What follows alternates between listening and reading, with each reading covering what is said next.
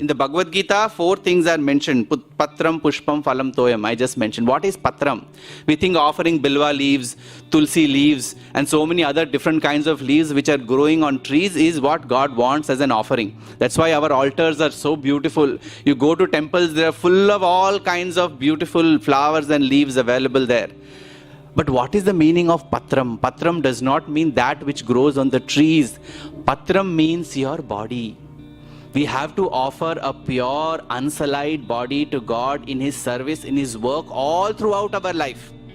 The problem is, we offer ourselves to the world first. And when the world no longer wants us, we offer ourselves to God. That's why it is very conveniently planned that devotion is for retirement. Why? Because by then job is over, kids are educated, you're almost ready to be sent to the old age home, and when nobody wants you, say, I have offered myself to God. That's not the time to offer ourselves to God. When our skills, talents, capabilities, knowledge, everything is available to be offered in its fullness, that's when we have to offer ourselves to God and say, this life is for you. While I discharge all my duties with all focus, my heart is for you. So that is Patram. What is Pushpam? Pushpam is the heart. Hridaya Pushpam. We must offer our heart, our pure, unsullied heart to God. The human heart has become a musical chair. When you are a kid, friends sit on it in alternation. When you grow up, the fairer gender sits on it in alternation. When you still grow up, your kids sit there in alternation. When the kids grow up, the bosses sit there in alternation because you want promotion. There is no place for God in the heart. The heart has to be a single chair sofa where God resides, sits all the time. That is the purpose of Hridaya Pushpam. We need to offer the flower of the heart. Next, fruit, phalam, manophalam, the fruit of the mind. The mind is full of all kinds of ideas. Now very often we misunderstand the mind. One old lady once came to Swami and said, Swami, my mind is troubling me. Please help me. Swami said, yes, instantly I will help you. First tell me where your mind is. Give it to me and I will solve your problem. And then that lady devotee kept quiet, because where is the mind? Have we ever analyzed this? We keep giving so much importance. I have mental problems, mental stress, mental anxiety. Everything is mental. But where is the mind? Swami always used to give the example of the kerchief. What is it made of? Threads. What are the threads made of? Cotton.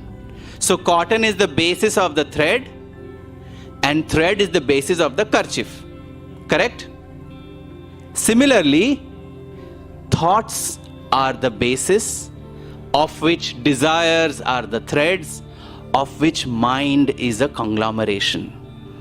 You have all these thoughts which lead to desires, and all these desires are the warp and woof which keep on weaving itself into the mind, and that mind keeps becoming expanded and complicated as we keep growing, because more and more desires, more and more thoughts, and as much junk goes in, that much more the mind becomes complicated. We always think that the mind is very limited in capacity. Professor Kasturi Rangan, who is the former chairman of Indian Space Research Organization, had once come to Puttaparthi to address the convocation as the chief guest.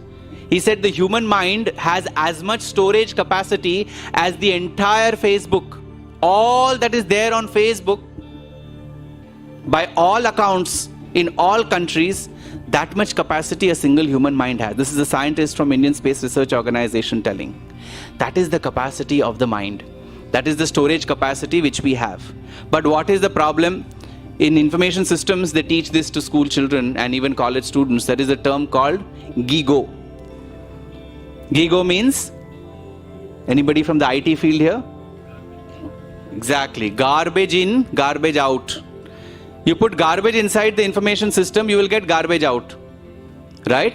When I was in school, we had a poem that a person was asked to put together material on Gandhi.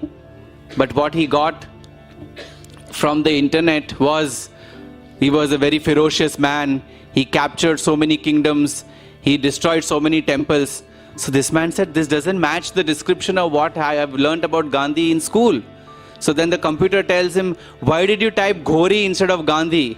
Because you typed Gori, you got the message on Gori and you thought you typed Gandhi. So we put garbage in, you get garbage out. We are constantly uploading garbage into this system.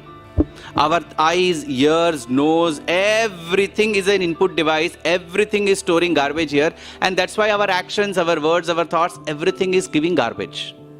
That is why when we purify our actions, our intentions, our priorities, everything else will automatically fall into place. So this is the kind of Patram, Pushpam, Phalam, and Toyam is water. What is water? Not from the tap. Water from your heart, from your eyes, the joy, the bliss that you get when you feel that sense of love for God. That is the kind of offering that God wants.